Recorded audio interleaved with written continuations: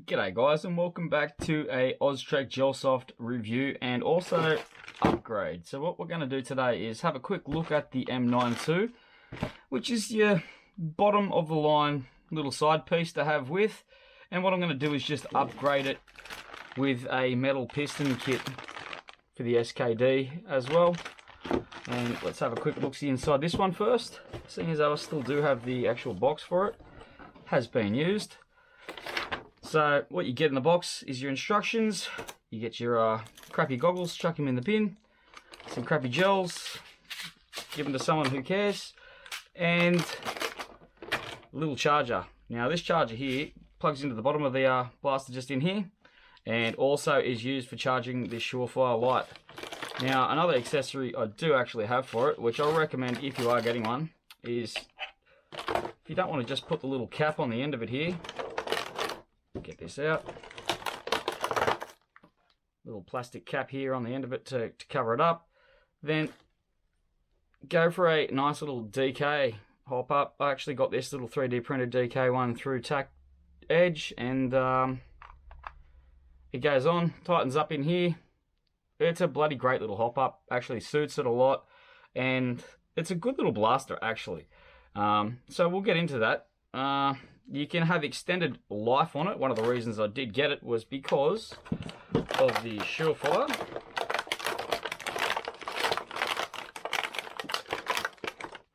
Which will actually give it, I mean this is a Surefire as well, which will actually give it an extra, say, battery life out of it. So you can either have it on 14.8 volts and get a bit more of rapid fire.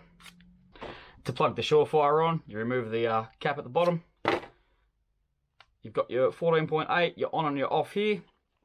And on this one here, you have an on and an off as well. So if this got any, does have a little bit of light left in it, a little bit of battery power. It's not that bright, but it's not too bad. And it goes on very well. It's a nice thing. So it actually does work. You can just flip it and use this as the actual battery source for it if you run out of internal battery. So you might be running around all day without it, run out of batteries, plug it back on, turn that one on, and you'll actually have a little bit more gameplay out of it, which is pretty cool. Something which I absolutely recommend with everything that you get is to get a backup mag. So well, one mag comes with it. Get a backup mag because you need one. They're pretty awesome. So they're pretty fun too. You don't get that many shots out of them, and you want to sort of be able to continue your gameplay a little bit. So always have a couple of mags. And what we're going to do today is quickly throw all this junk over here and focus on this one here.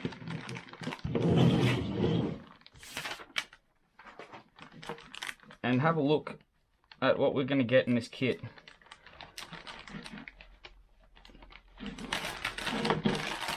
So this is the silencer kit, so it has a silencer with it. Let's have a look-see.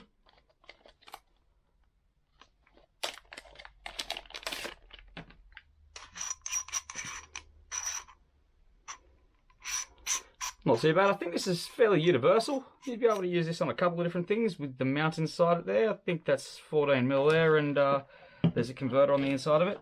So I do look forward to be able to put the tracer mag on here, the lighter S tracer system on the end of it here, and just having it come off about that far. That'd be really nice for some night games. And what we've got here is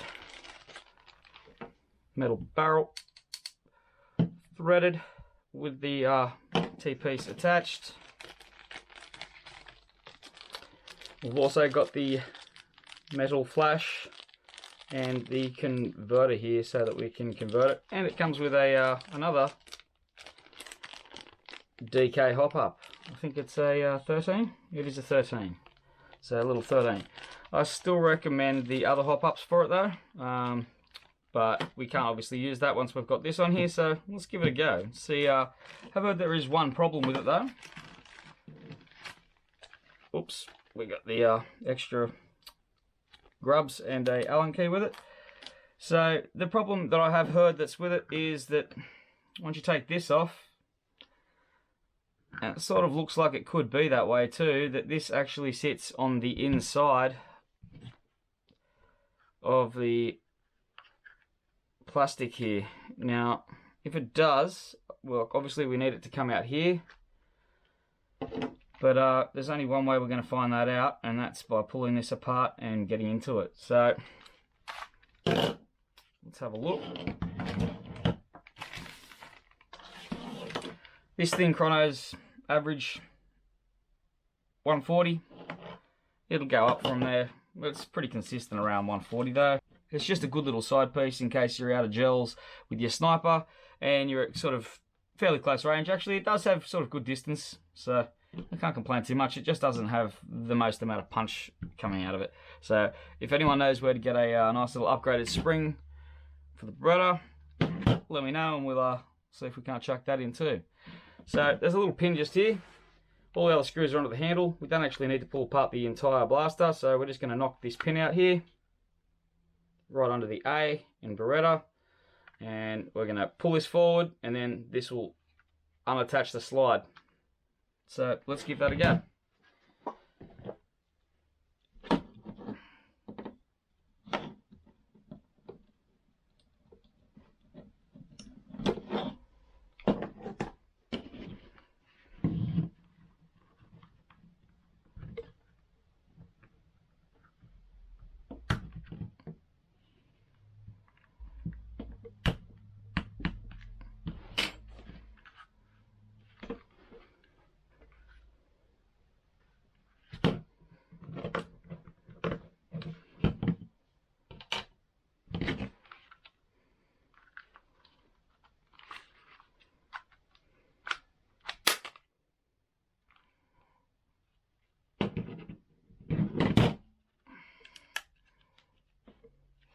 So we pop that bit there, so we've just thrown the gears out of line a bit.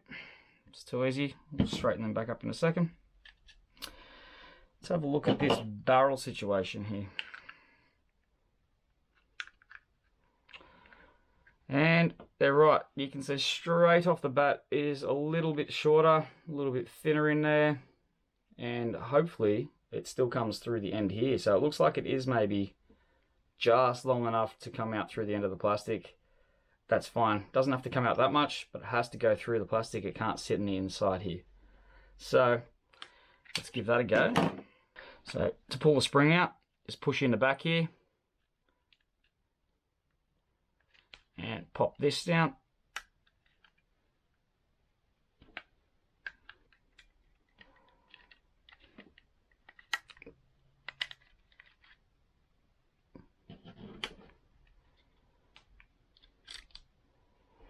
I'll actually check what size that is as well.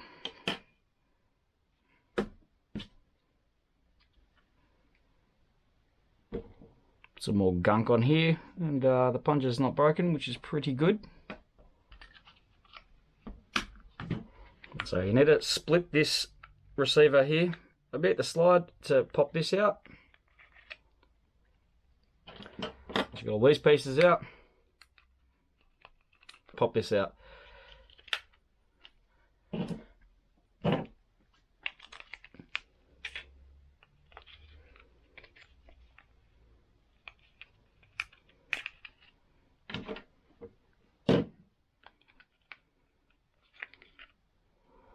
And there we have it.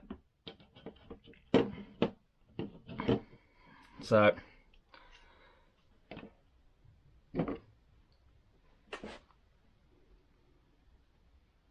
looks like it should work. Hole lines up for the pin.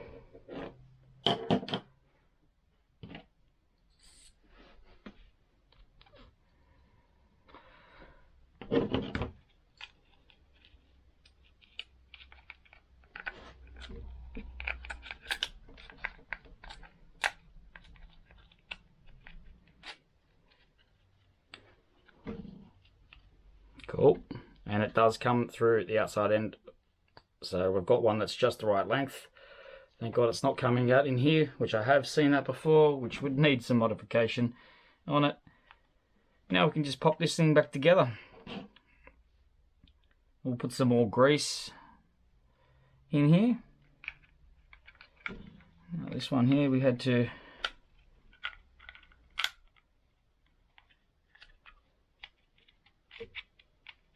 split and push down. Alright, got a nice little clunk there, that one's in, and it does sit on the side there. Let's get this one in. Actually, let's get a bit of gunk in here first.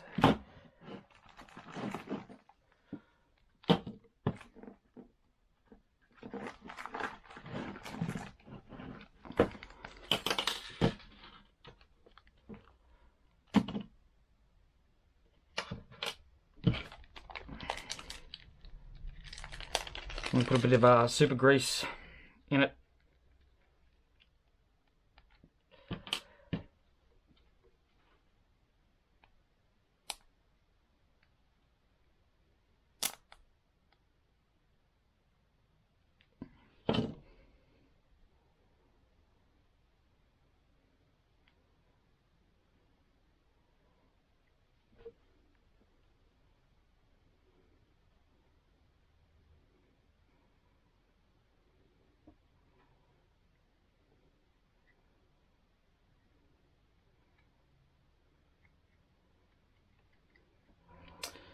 Cool.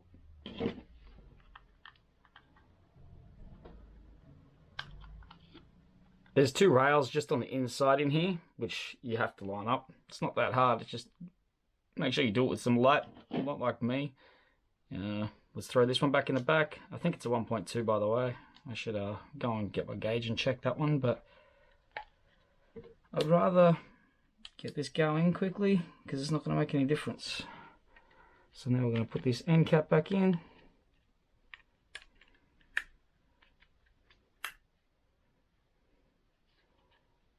Like that.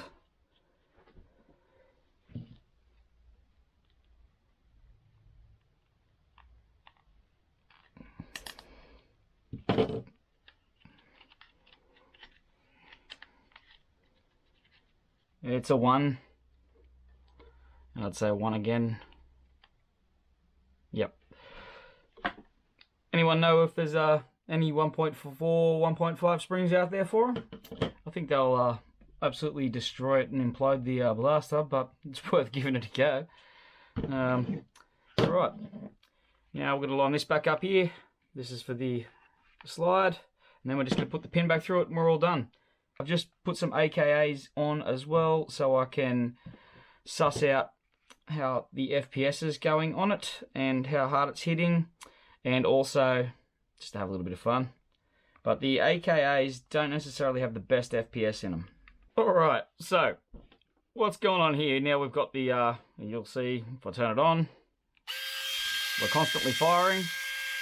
Have to turn it off physically to stop that now. Now this is only because if you have a look right on the top here, there's the tiniest little micro switch here. It is a micro switch on a reel. So this one here, now I'll turn it on. Touch. Actually, I'll hold the switch down. Like that.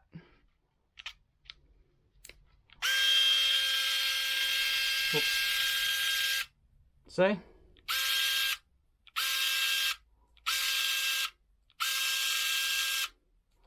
So in order to fix this problem, we just got to now line the micro switch up so that the micro switch is in properly.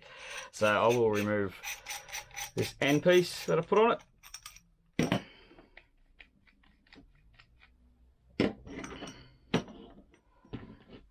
And we're going to put this slide cap back in it.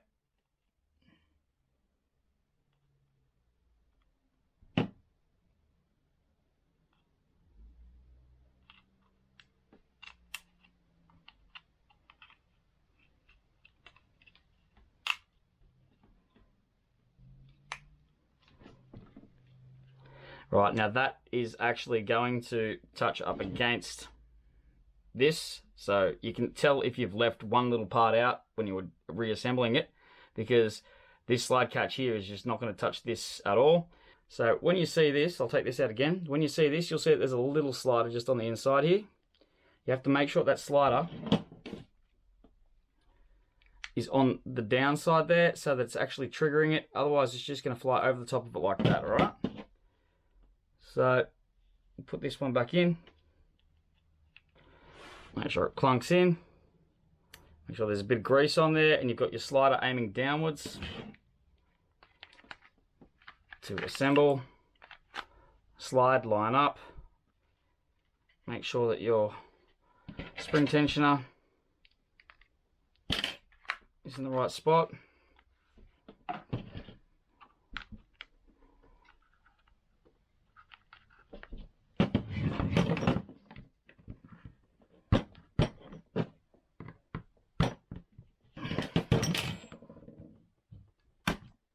Down. Let's turn it on. Hopefully we're working. Hold down.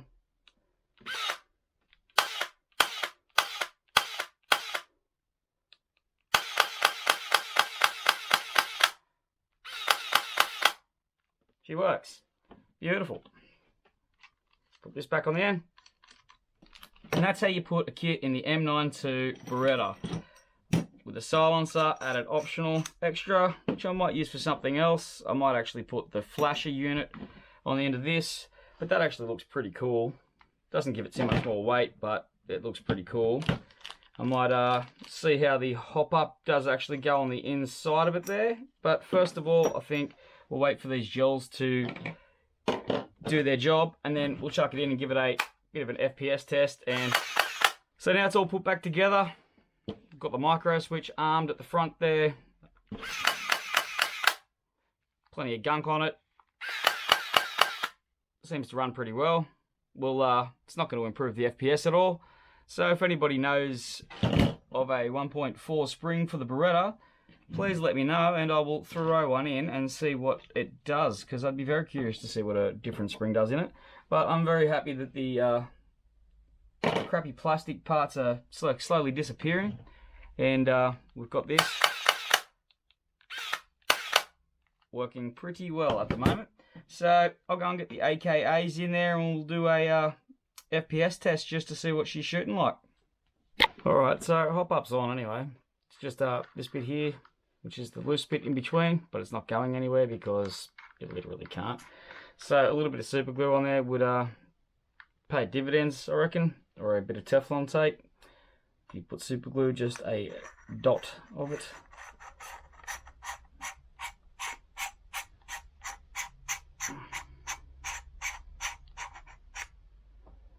And obviously you can line that up there properly so it's all in the right way.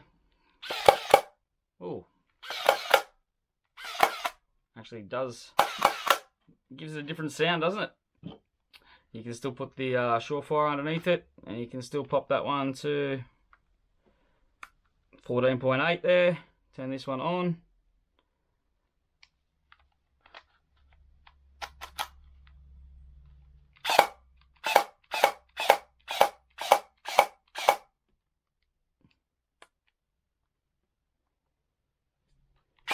So it definitely works better with the 14.8 on.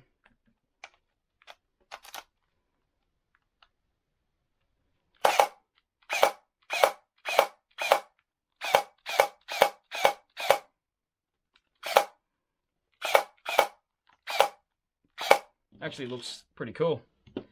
Pretty happy with that. Can't say that I'm going to use this bit on here too much. I might actually see how the lighter unit goes on there with the traces, so I can run a couple of traces through there.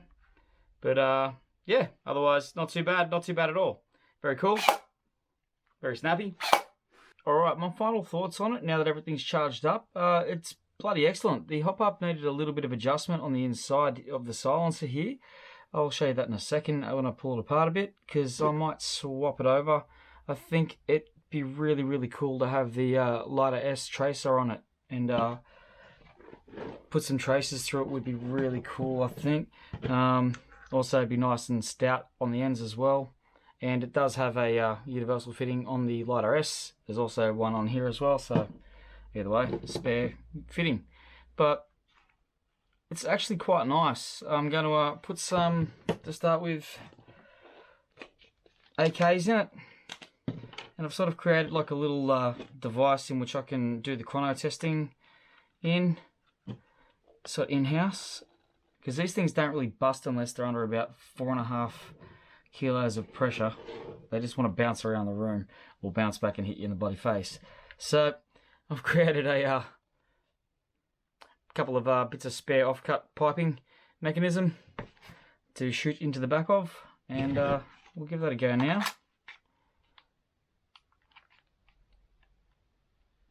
And may as well put the the Surefire on it as well, and have a go. Wow, she cycles fast with that on there.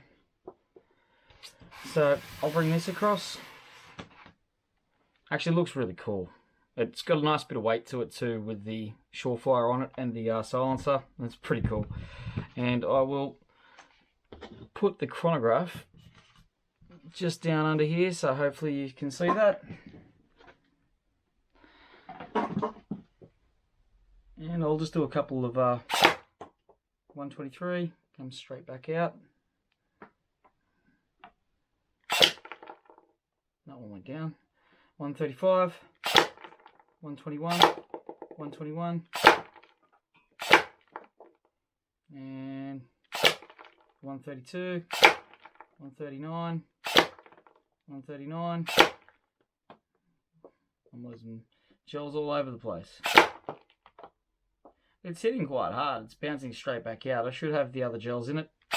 They actually get a bit of a higher FPS.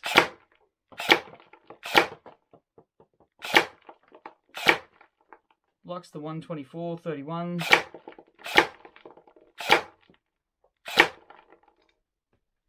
Very cool though.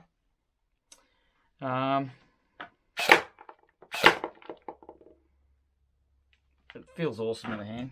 It's cycling really nice and quick with the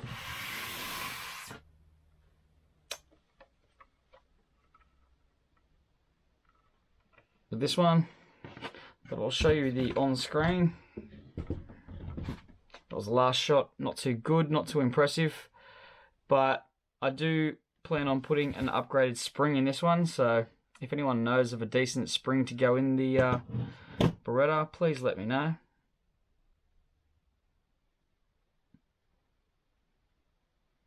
And I'll throw a couple of these up on screen. Now, if you do take this off, I was getting higher FPS, so I'll take this off.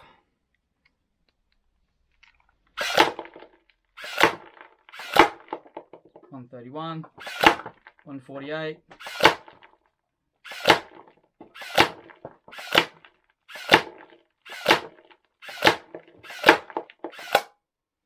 Yeah, so it seems to have lost a little bit of compression there. It's only cycling around the 140 on the highest punch this time, and about 120 on sort of the average low punch. 130 it's hitting in between.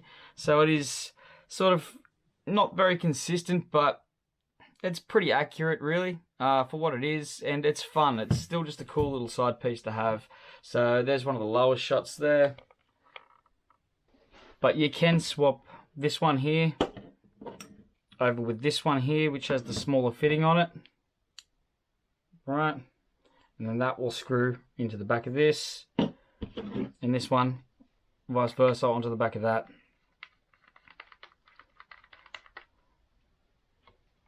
It's pretty cool. Just got to remember that when that's on, you got the reverse thread there. A little bit of Teflon tape in between all this stuff here would definitely go a long way, or a little bit of our Loctite would be awesome. If you don't have Loctite, just a drop, and I mean a really small drop of super glue.